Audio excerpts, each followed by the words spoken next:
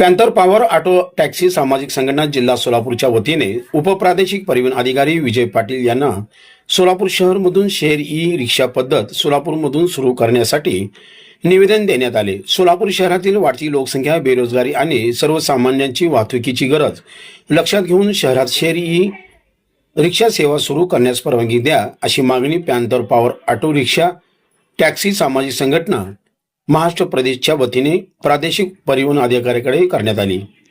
याप्रसंगी संघटनेचे प्रदेश कार्याध्यक्ष अबोलीताई मंजेली, शहर अध्यक्ष विष्णुभाऊ जाधव, राष्ट्रवादी रिक्षा प्रणित रिक्षा संघटना अध्यक्ष तानाजीराव मसलकर, राष्ट्रवादी रिक्षा सेल सोलापूर शहर अध्यक्ष महिपती पवार, जिल्हाध्यक्ष बाळासाहेब फाळके, गेजगे मामा, झांबरे मामा, गणेश शिंदे व रिक्षा चालक मालक उपस्थित होते।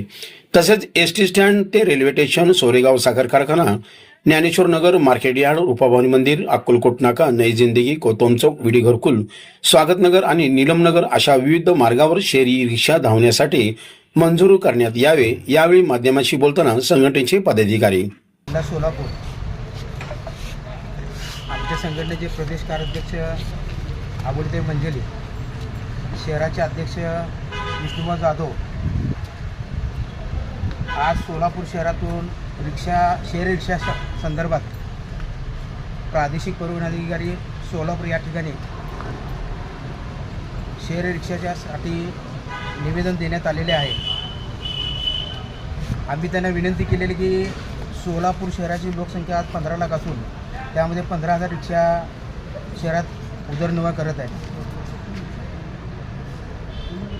येणाऱ्या 15 ऑगस्टला सिटी बस सेवा जर सुरू झाली तर रिक्षावाल्याच्या पोटावर मोठी गदा येणार आहे।